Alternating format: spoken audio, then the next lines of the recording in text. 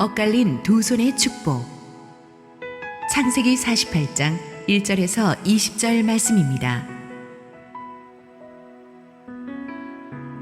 이 일 후에 어떤 사람이 요셉에게 말하기를 내 아버지가 병들었다 하므로 그가 곧 두 아들 므낫세와 에브라임과 함께 이르니 어떤 사람이 야곱에게 말하되 내 아들 요셉이 내게 왔다 하매 이스라엘이 힘을 내어 침상에 앉아 요셉에게 이르되 이전에 가나안 땅 루스에서 전능하신 하나님이 내게 나타나사 복을 주시며 내게 이르시되 내가 너로 생육하고 번성하게 하여 내게서 많은 백성이 나게 하고 내가 이 땅을 내 후손에게 주어 영원한 소유가 되게 하리라 하셨느니라.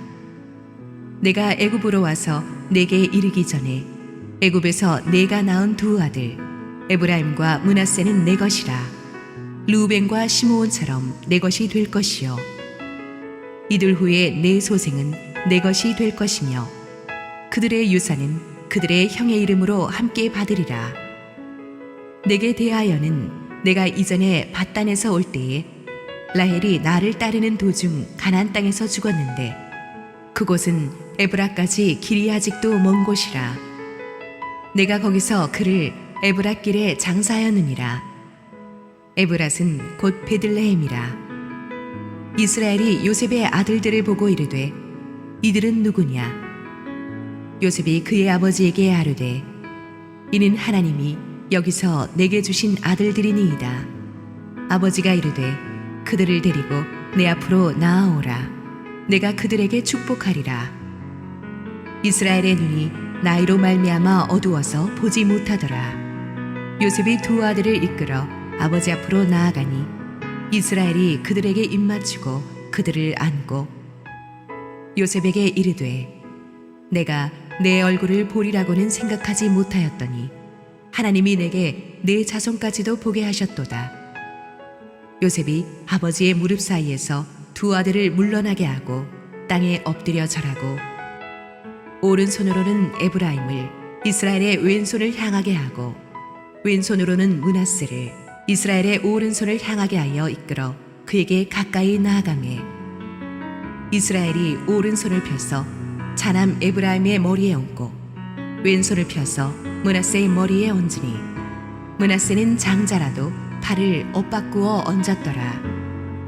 그가 요셉을 위하여 축복하여 이르되 내 조부 아브라함과 아버지 이삭이 섬기던 하나님 나의 출생으로부터 지금까지 나를 기르신 하나님 나를 모든 환난에서 건지신 여호와의 사자께서 이 아이들에게 복을 주시오며 이들로 내 이름과 내 조상 아브라함과 이삭의 이름으로 칭하게 하시오며 이들이 세상에서 번식되게 하시기를 원하나이다.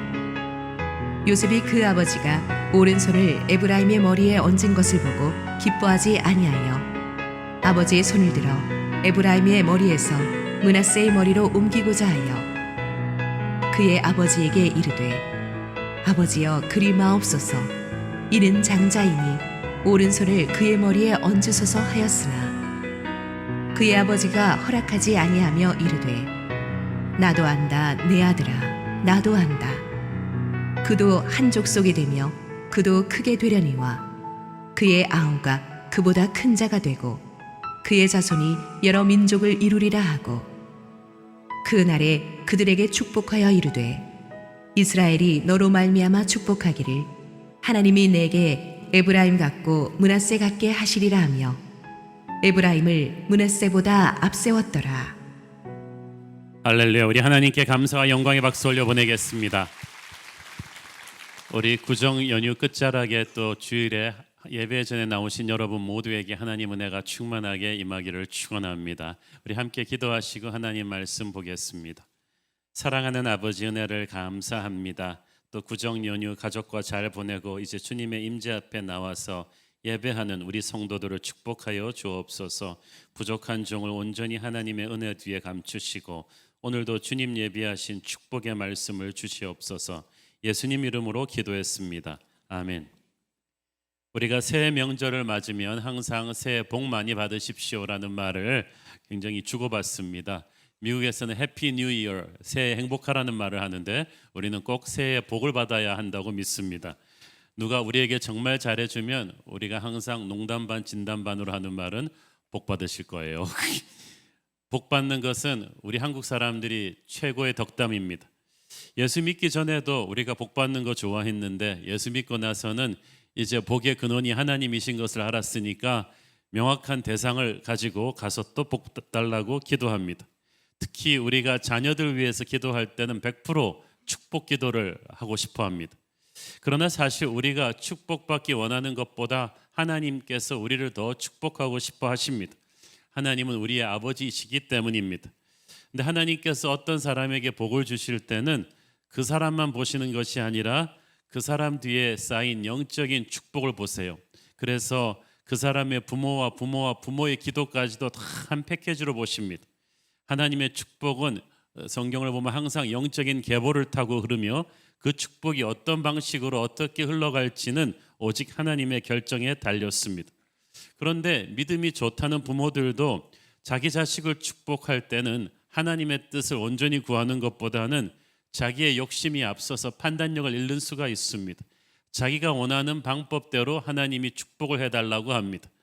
요셉처럼 믿음 좋은 명민한 하나님의 사람도 자식 문제가 걸리면 그럴 수도 있다는 것을 오늘의 본문이 보여줍니다. 그렇지만 선하신 하나님께서는 꾸짖지 않으시고 부드럽게 그러나 분명하게 우리 부모들의 축복의 기도가 정확한 방향으로 가도록 고쳐주시죠. 축복에는 하나님의 절대 주권이 담겨 있고 우리는 그것을 오늘의 본문에서도 볼 수가 있습니다. 수년 전에 가정의 달 주일 설교에서 했던 유명한 엇갈린 두 손의 축복 이 본문을 오늘 요셉 설교 이제 마무리를 몇 주 앞두고 오늘 다루게 되었습니다. 마침내 요셉의 아버지 야곱이 세상을 떠날 날이 가까웠습니다.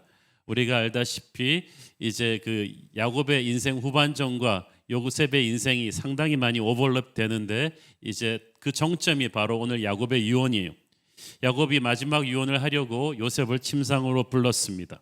1절 2절 이 일 후에 어떤 사람이 요셉에게 말하기를 네 아버지가 병들었다 하므로 그가 곧 두 아들 므낫세와 에브라임과 함께 이르니 어떤 사람이 야곱에게 말하되 네 아들 요셉이 네게 왔다 하매 이스라엘이 힘을 내어 침상에 앉아. 요셉이 왔다는 말을 어떤 사람이 병상에 야곱에게 했더니 이스라엘이 힘을 내서 일어났다고 했죠. 야곱과 이스라엘은 같은 사람인데 굳이 한 절에서 같은 사람을 왜 다른 이름으로 불렀을까? 그것은 야곱의 옛사람 새사람을 분명히 구분해서 말하기 위해서입니다. 야곱은 교활한 야비함, 이 사기꾼을 뜻하는 옛사람의 이름입니다. 근데 이스라엘은 약복강가의 씨름 뒤에 하나님이 야곱에게 주신 새 이름으로서 하나님과 겨루어 이겼다, 하나님의 방백이다, 하나님의 영광을 드러낼 사람이라는 뜻이에요. 이 야곱이 아들에게 유언할 때만큼은 육체의 아버지 야곱의 연약함을 벗어버리고 성령의 새 사람 이스라엘로 유언을 하고 있습니다.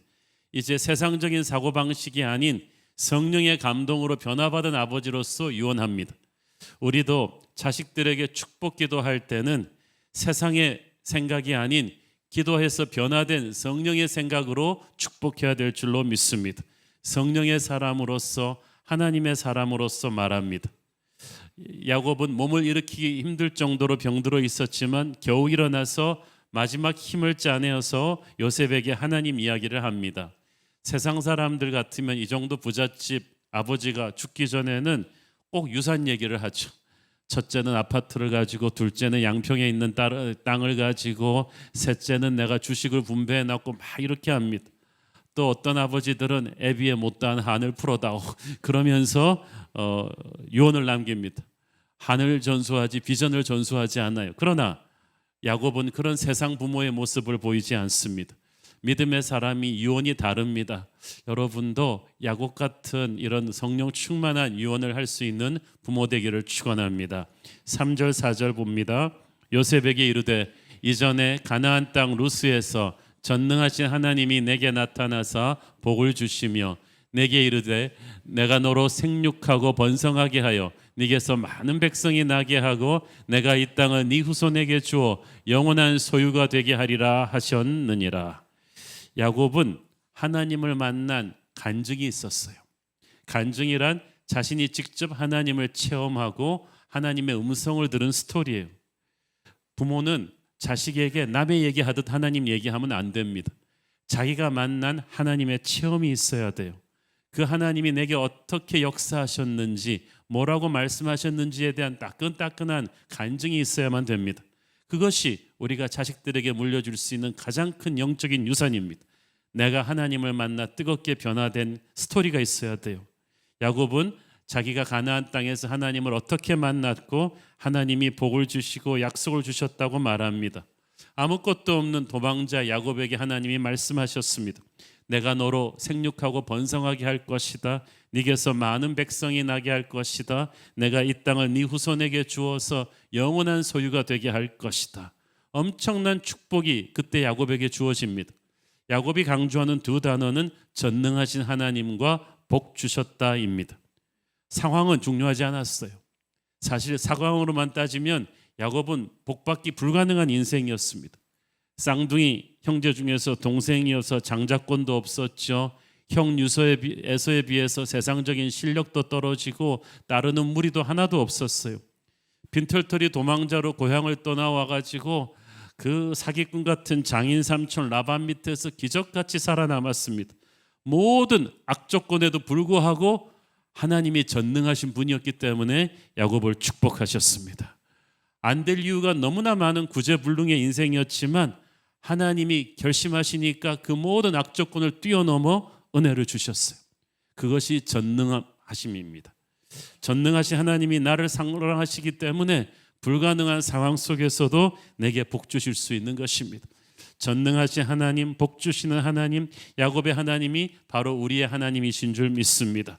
여러분을 둘러싼 모든 악조건, 불경기, 나라의 정치적인 혼란 이런 거는 문제가 아니에요. 하나님이 전능하신 분이고 그분이 나의 하나님이시라는 사실이 중요합니다. 야곱은 이 불가능한 상황 속에서도 복받은 자신의 간증을 가지고 성령 충만해서 자식을 축복합니다. 그러니까 그 축복이 능력이 있고 감동이 있습니다. 5절 읽습니다.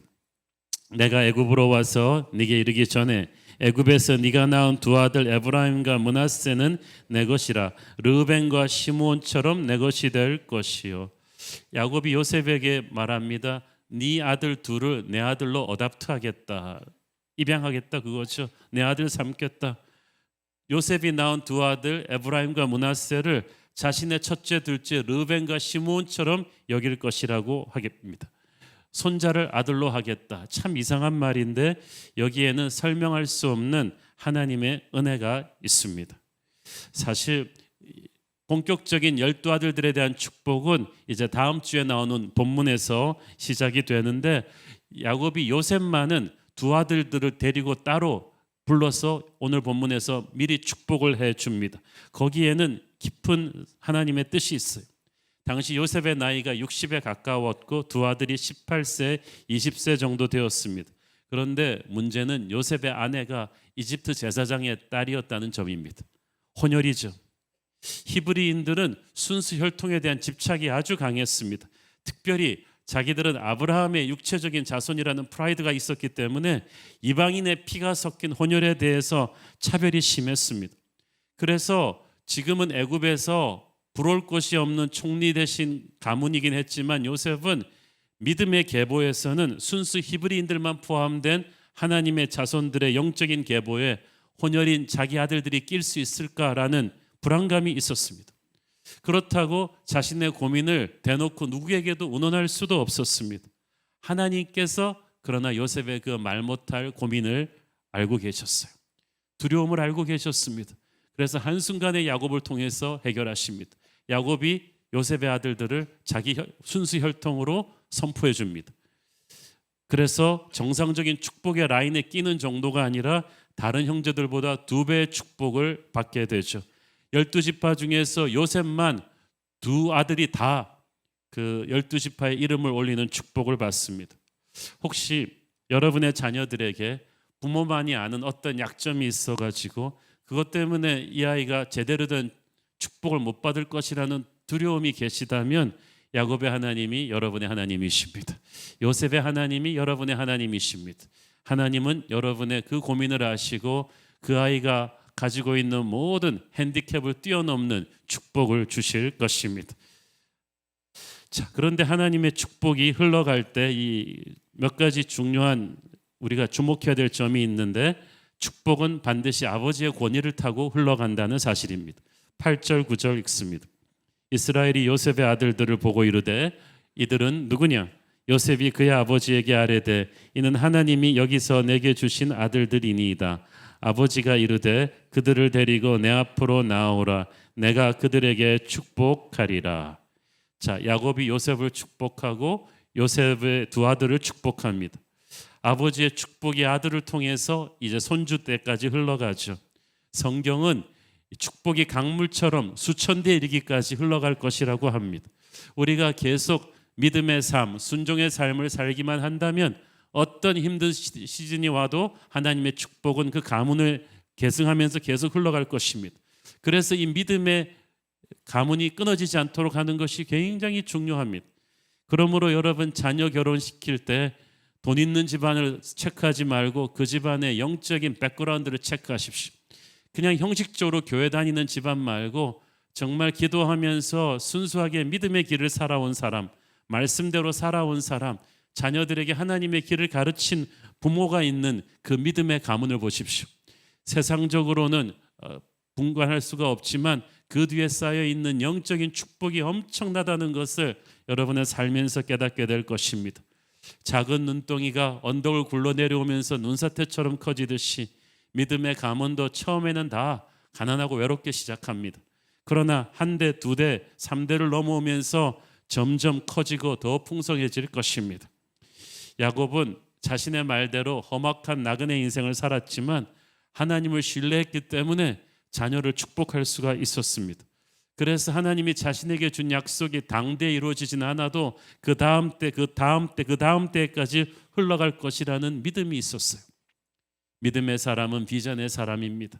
비전의 사람은 멀리 내다봅니다. 당장 오늘 하루 자기 당대 잘 먹고 잘 사는 것만을 보지 않습니다. 먼 훗날까지 내다보고 오늘 하루를 힘들더라도 믿음의 걸음을 걷습니다. 순간적인 이익을 위해서 편법을 쓰지 않습니다. 그리고 계속 축복의 기도를 믿음을 가지고 자녀들을 위해서 해줍니다. 여러분은 자녀들을 위해서 하루에 한 번씩은 꼭 믿음의 언어로 축복 기도할 수 있는 부모 되기를 바랍니다. 야곱은 약점이 많은 사람이었어요. 그러나 하나님이 주신 가정의 제사장이었습니다. 아버지로서 영적인 권위가 있었어요. 그 권위를 가지고 요셉을 축복할 수가 있는 것입니다. 영적인 세계에서는 아무나 축복한다고 되는 것이 아니라 하나님이 세우신 권위를 가지고 축복을 해야 돼요. 하나님이 우리 아버지들에게 주신 이 축복권을 이거 무시하면 안 됩니다. 사실 세상적인 성공의 기준으로 봐도 그렇고 도덕적인 순결함으로 봐도 그렇고 인품이나 영적인 탁월함을 봐도 그렇고 요셉은 모든 면에서 청출어람 아버지 야곱보다 훨씬 나은 인물이죠. 우리가 요셉의 인생을 공부하면서 계속 고개를 갸우뚱거리는 건 어떻게 야곱 같은 사람한테서 이런 아들이 나왔을까? 그래서 이런 생각할 수가 있죠. 아니 야곱이 무슨 자격으로 자기보다 잘난 아들을 축복하나? 믿음도 요셉이 더 좋고 인격도 더 훌륭하고 세상적인 성공도 요셉이 훨씬 더 많이 했는데 아니 요셉은 뭐가 아쉬워서 그 늙고 부족한 아버지 야곱의 축복을 굳이 받아야 되나? 그러나 그렇지 않습니다. 아무리 인간적인 모습이 연약하다 할지라도 가정을 세우신 하나님께서 축복을 흘려보내시는 통로가 바로 아버지 야곱이었어요. 야곱도 이 사실을 알았기 때문에 담대하게 자기보다 잘난 아들 요셉을 축복할 수가 있었고 요셉도 이 사실을 알았기 때문에 세상적으로는 자기보다 못난 아버지 야곱의 축복을 받으려고 특히 자기의 자녀를 데리고 와서 기도받으러 온 거예요. 변화된 아버지 야곱의 영적인 담대함과 겸손한 요셉의 순종이 합쳐져서 축복의 강물이 그 가문의 다음 세대로 흘러갈 수 있었던 것입니다. 여러분 믿음 안에서 여러분의 자녀들을 영적으로 축복하십시오. 여러분의 자녀들이 여러분보다 잘났고 세상적으로 뛰어나도 괜찮아요. 영적인 축복은 여러분을 통해서 흘러갈 것입니다. 자녀들도 여러분보다 못 배웠고 지금은 늙고 병들고 힘이 없는 부모라 할지라도 그 부모를 통해서 나오는 영적인 권위를 믿으시고 부모의 축복 기도를 받기를 바랍니다. 또 한 가지는 아버지가 자식들을 위한 축복의 디딤돌이 되어줘야 한다는 사실입니다. 오늘의 본문 다음 장인 창세기 49장에서 야곱이 12아들들을 축복할 때 가장 길고 가장 탁월한 축복을 받는 것이 요셉입니다. 창세기 49장 22절 26절 요셉은 무성한 가지 곧 샘 곁에 무성한 가지라 그 가지가 담을 넘었도다. 활 쏘는 자가 그를 학대하며 적개심을 가지고 그를 쏘았으나 요셉의 활은 도리어 굳세며 그의 팔은 힘이 있으니 이는 야곱의 전능자 이스라엘의 반석인 목자의 손을 힘입음이라. 네 아버지의 하나님께로 말미암나니 그가 너를 도우실 것이요 전능자로 말미암나니 그가 네게 복을 주실 것이라. 위로 하늘의 복과 아래로 깊은 샘의 복과 젖먹이는 복과 태의 복이 이리로다. 네 아버지의 축복이 내 선조의 축복보다 나아서 영원한 산이 한없음 같이 이 축복이 요셉의 머리로 돌아오며 그 형제 중 뛰어난 자의 정수리로 돌아오리로다. 아멘. 뭐 한번 읽기만 해도 얼마나 엄청난 축복인지를 알 수가 있죠. 이 성경 구절이 우리가 자주 부르는 그 CCM송 야곱의 축복 너는 담장 너머로 뻗은 나무. 근데 사실 그건 야곱이 한 축복이지 그 축복의 대상은 요셉입니다. 요셉의 축복이라고 제목을 붙여야지 마땅한데 야곱이 요셉의 인생을 보고 해준 축복 기도예요. 정말 그 요셉의 인생이 그 축복 기도 그대로였잖아요. 요셉은 샘물 곁에 무성한 가지입니다. 성경에서 샘물은 하나님을 상징하고 성령을 상징해요.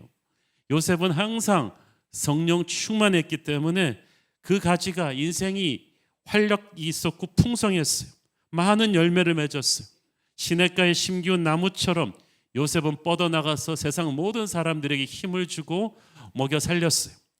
비록 요셉이 어렸을 때부터 활 쏘는 자들이 적개심을 가지고 화살들을 쏘았지만 형제들이 그를 시기하고 질투하고 죽이려고 많은 영적인 공격이 있었지만 그 모든 원수들의 공격도 요셉을 축복하는 하나님의 축복의 폭포수를 막을 수가 없었습니다.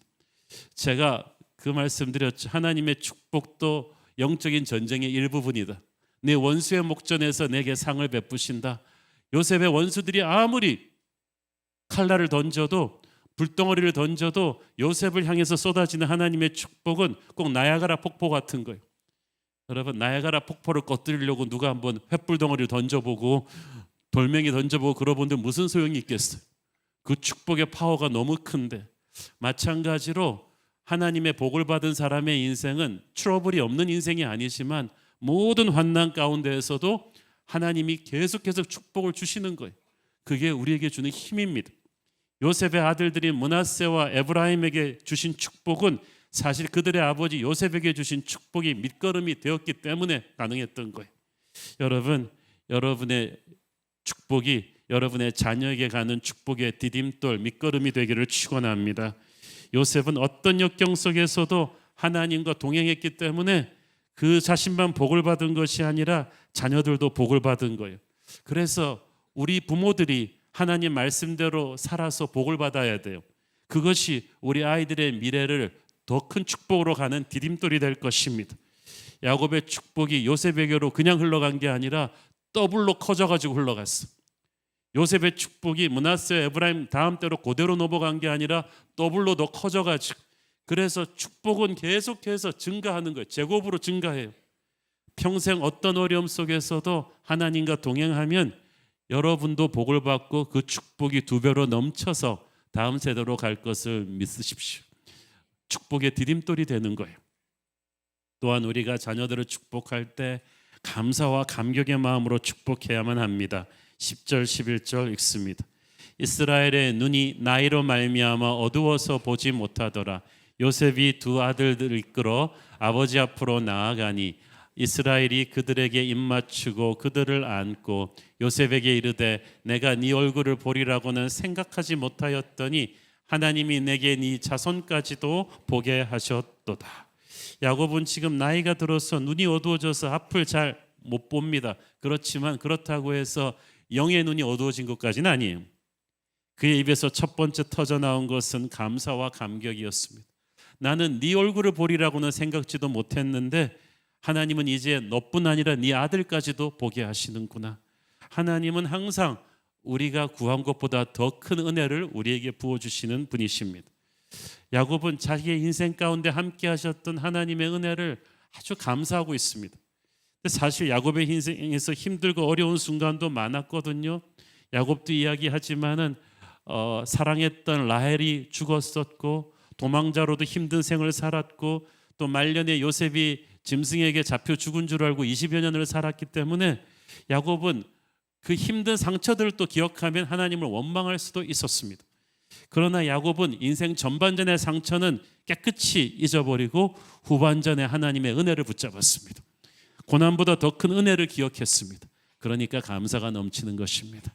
여러분도 인생 전반전의 고난과 상처와 억울함은 잊어버리고 하나님이 주신 회복의 은혜를 집중하십시오.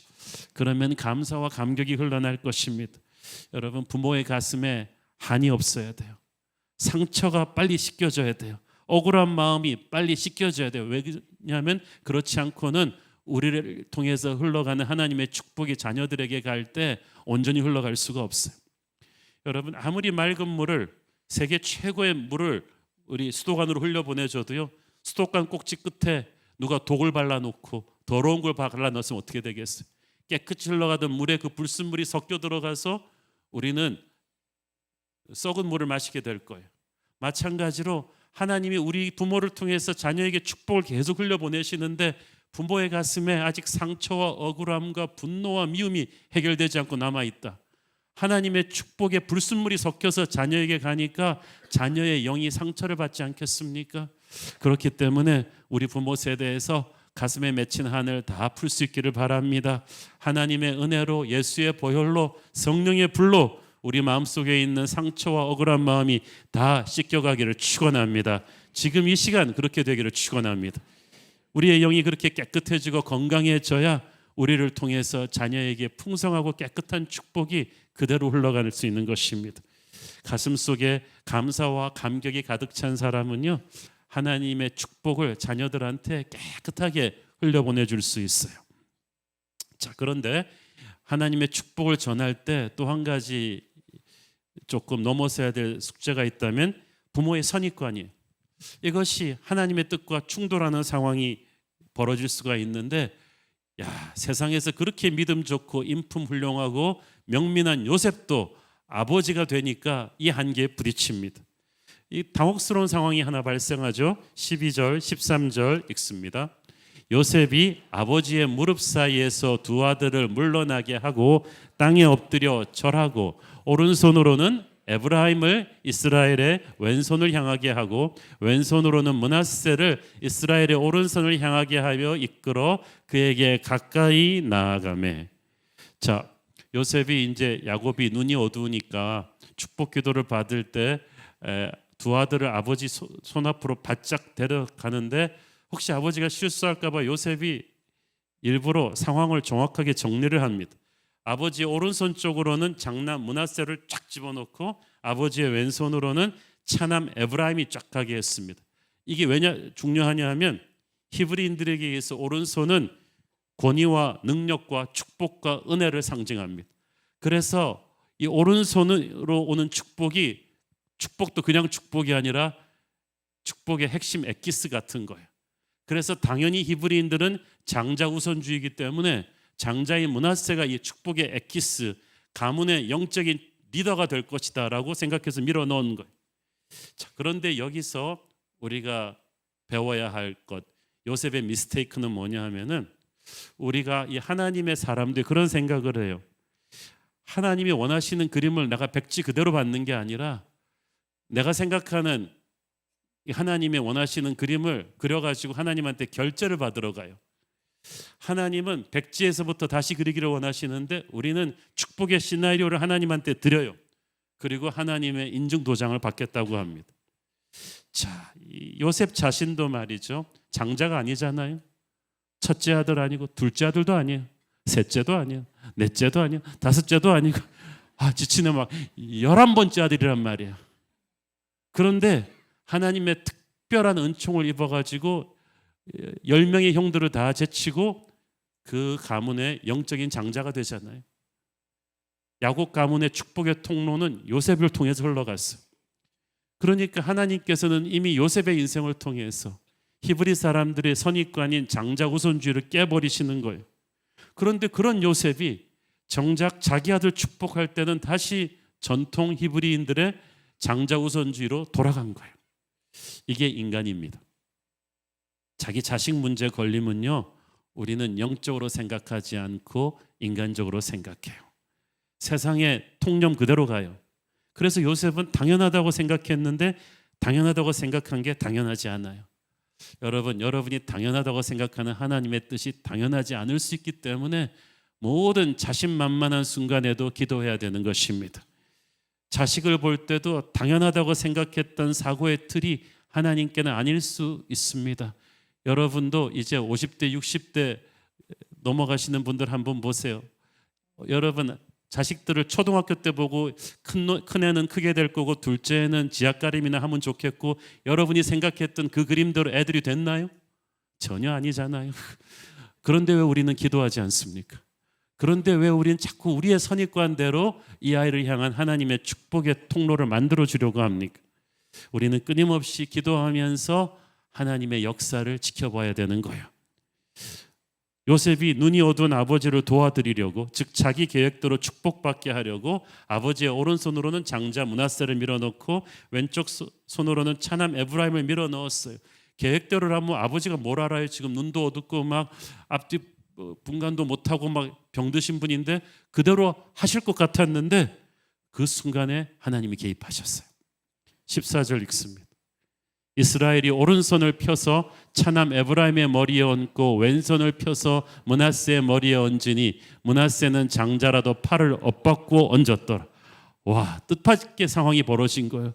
막 아버지가 벌벌 떨면서 이게 누가 누구냐 그러고 가다가 갑자기 축복의 순간에 팔이 이렇게 되어버렸어요. 완전히 X자로 팔이 쫙 크로스가 됐어요. 눈도 보이지 않으면서 그 순간에 야곱이 왜 그랬을까요?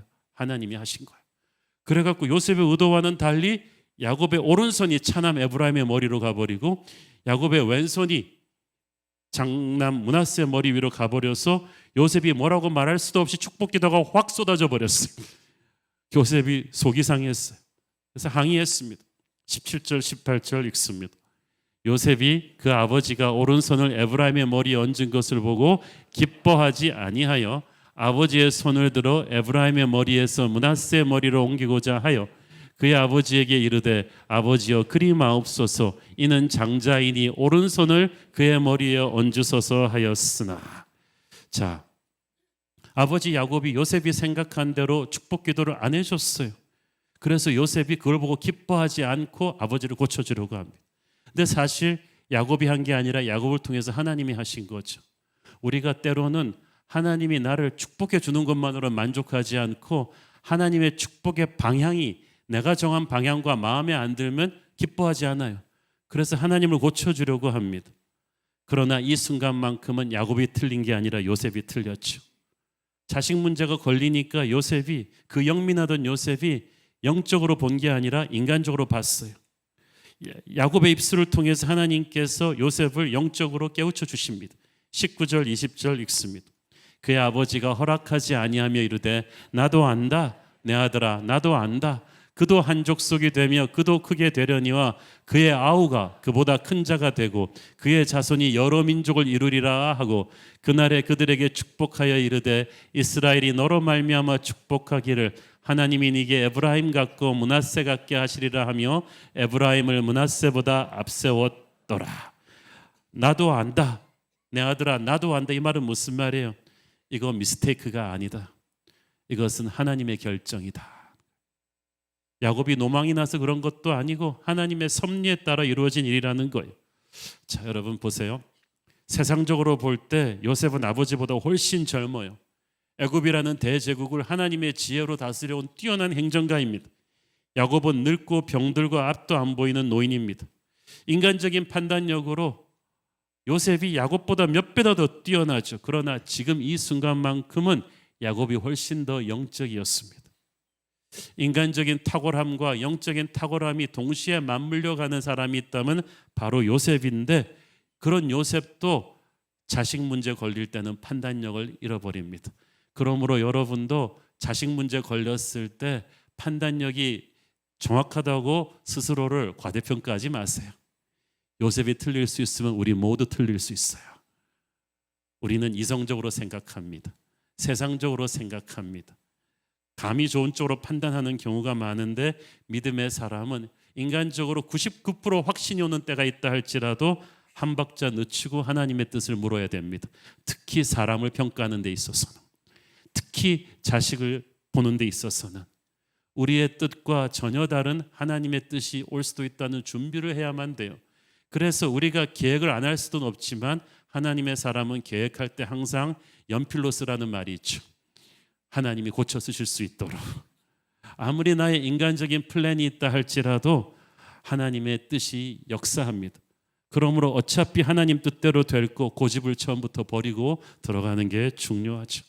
요셉은 하나님의 뜻을 이루어지도록 자기가 도와드리려고 했어요.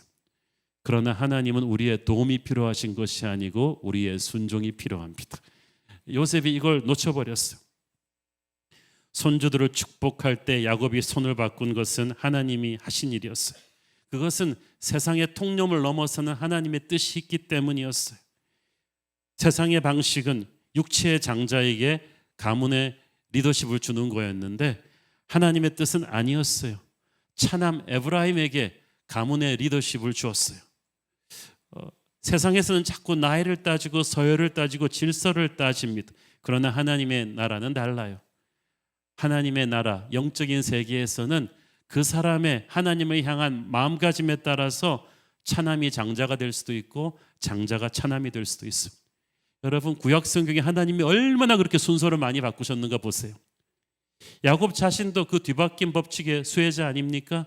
장남 에서가 있는데 모든 면에서 에서가 잘났는데 그 가문의 영적인 리더십은 하나님이 부족한 야곱에게 주셨어요. 요셉도 10명의 범 같은 형들이 있는데 가문의 영적인 리더십은 요셉에게 왔어요. 하나님의 나라의 질서가 항상 이렇게 전혀 뜻밖의 방향으로 갈 수도 있었어요. 신약 시대 때는 유대인들과 이방인이 그랬습니다. 유대인들의 영적인 자존심 대단했습니다. 같은 크리스찬이라도 유대인 크리스찬들은 우리가 영적인 장자라고 믿었어요. 그런데 하나님의 축복을 신약 시대에 그들이 업신여겼던 이방인들에게 흘려버렸어요. 초대교회 중심은 예루살렘 교회에서 이방인 안디옥 교회로 가버렸잖아요. 야곱은 팔을 바꿔 얹어서 X자 모양으로 축복하게 되었죠. 그 팔을 바꿔 얹은 X자 모양을 가만히 세우면은 십자가가 됩니다. 예수 그리스도의 십자가를 통해서 유대인과 이방인이 다 형제가 되었죠. 십자가는 모든 인간의 선입관을, 세상의 통념을 깨어버리고 하늘나라의 질서를 새롭게 재편집합니다. 천국은 침노하는 자가 빼앗습니다.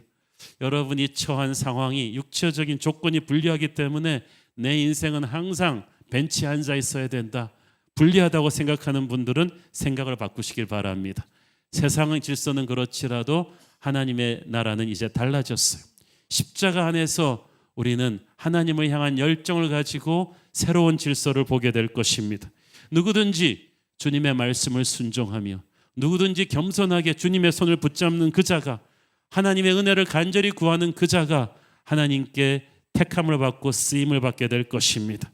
나중된 자가 먼저 되는 그 놀라운 영적인 법칙이 생기는 것입니다. 그러므로 세상적인 조건이 떨어진다고 절망하지 마십시오.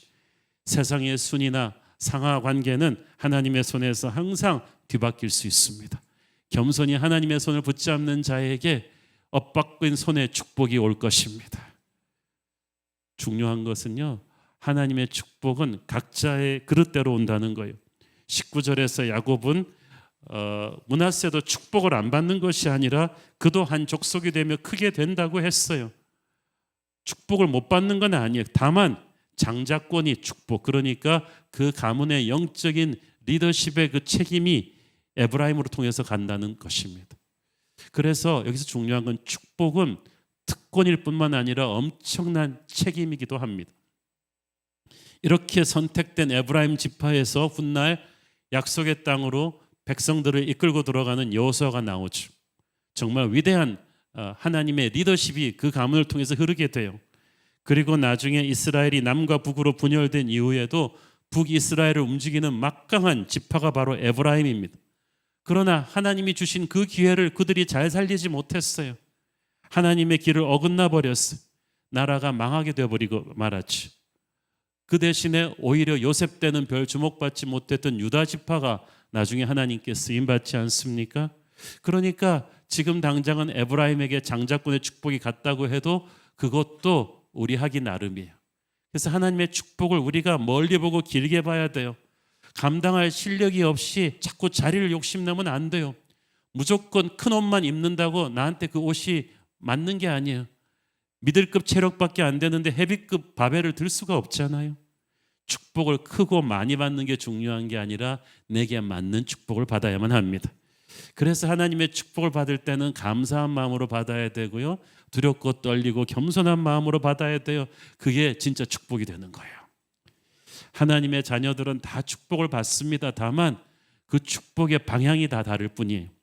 디모데후서 22장 20절 21절 보십시오. 큰 집에는 금그릇과 은그릇뿐 아니라 나무그릇과 질그릇도 있어 귀하게 쓰는 것도 있고 천하게 쓰는 것도 있나니 그러므로 누구든지 이런 것에서 자기를 깨끗하게 하면 귀히 쓰는 그릇이 되어 거룩하고 주인의 쓰심에 합당하며 모든 선한 일에 준비함이 되리라. 자 보세요. 큰 그릇 작은 그릇이 중요한 게 아니라 깨끗한 그릇이 중요해요. 여러분이 하나님의 깨끗한 그릇으로 스스로를 준비하고 하나님의 때를 기다리면요 하나님이 여러분을 쓰실 거예요. 저는요 질그릇이라도 좋으니 하나님이 쓰시기에 편한 그런 그릇이 되기를 원합니다. 하나님이 언제든지 편하게 쓰실 수 있는 그런 인생, 그게 축복된 인생들이거든요. 그러니까 우리가 다음 주에도 다루겠지만 여러분의 자녀들에게 너무 획일적인 축복을 구하지 마세요. 다 변호사 의사 되라고만 하면 어떡해요? 전부 다 돈 잘 벌고 인기 좋고 그런 것만 하라 그러면 어떡해요? 그게 다 축복만은 아니에요. 여러분 자녀에게 각각 예비된 인생이 다를 것입니다. 요셉의 인생이 다르고 모세의 인생이 다르듯이 하나님이 이 자녀를 하나님의 방법대로 하나님의 계획대로 마음껏 축복하실 수 있도록 부모들은 하나님에게 백지를 내어드리기를 바랍니다. 우리의 선입관이 오히려 이 자녀를 향한 하나님의 축복의 온전함을 막을 수가 있거든요. 우리는 항상 성도들끼리 부르는 찬양이 있잖아요. 당신은 하나님의 언약 안에 있는 축복의 통로, 당신을 통하여서 열방이 주께 돌아오게 될 것이다. 저는 이것이 우리에게 시사하는 바가 큰 찬양이라고 생각해요. 우리는 축복의 통로이지 종착역이 아니에요. 솔로몬의 비극은 우리가 새벽기도 때 계속 배우고 있지만 그는 축복의 종착역이 되었어요. 재물도 쌓고 모든 걸 쌓기만 했지 나누지를 않아요. 썩어버리잖아요. 우리가 자녀들에게 그렇게 가르치고 있잖아요. 너 돈 많이 벌어라, 출세해라. 다 축복의 종착역이 되라고 가르치고 있어요. 너는 그 축복을 열방과 나누어라. 이웃에게 나누어라. 그 축복을 가지고 사람들을 섬기라. 그걸 나누지를 않아요. 우리가 그걸 바꾸기를 바랍니다. 우리가 서로를 보고 자녀를 볼 때 너는 축복의 통로가 될 것이다. 우리 자녀에게 세상적으로 여러 가지 불리한 조건이 있다 할지라도 그건 상관없어요. 하나님이 이 아이와 함께 한다는 게 중요합니다. 그러므로 자꾸 세상적인 잔소리 하지 말고 믿음을 가지고 이 아이를 향한 하나님의 맞춤형 축복을 항상 아이에게 선포해 주기를 바랍니다. 서로를 볼 때도 그렇게 하십시오. 우리 교회도 주님의 언약 안에 있는 축복의 통로입니다. 저는 지난 주가 그 특세 기간 동안에 우리 모두가 함께 일어나서 교회와 나라를 위해서 기도할 때 눈을 감고 강단에서 기도하는 환중에 하나님이 보여주신 환상이 있어요. 우리 성도들이 큰 성전을 가득 메우고 하나님의 영광 속에서 예배하는데 사방에서 엄청난 물이 흘러 들어와서 다시 교회 밖으로 쫙 흘러나가는 거예요. 나라와 민족과 열방을 향해서 나가는 거. 저는 그때 확신이 왔습니다. 하나님께서 우리 교회를 통하여서 나라를 살리고 열방을 살리는 축복의 통로가 되게 하시겠다는 그 확신. 여러분은 그 확신을 가지고 강하고 담대하십시오. 지금 우리를 둘러싼 상황이 얼마나 힘들고 어려운가는 중요하지 않아요. 하나님께서 전능하시고 그 하나님이 우리의 아버지시라는 사실, 그 하나님이 우리에게 복 주시기를 원하신다는 사실이 중요합니다. 우리는 그 축복을 받아서 우리 자녀에게 마음껏 흘려보내는 축복의 부모가 될 것입니다. 기도하겠습니다. 주님 은혜를 감사합니다. 연약하고 실수가 많은 아버지 야곱이었지만 잘난 아들 요셉을 담대하게 축복하는 모습을 보면서 우리 부모 세대 배운 것 없고 가난하고 힘들고 실수가 많았지만 우리보다 잘난 우리의 자녀 세대를 믿음을 가지고 축복하게 하여 주옵소서. 우리 아이들이 축복의 통로가 되게 하시고 이 교회가 축복의 통로 되게 하여 주시옵소서. 예수님 이름으로 기도했습니다. 아멘.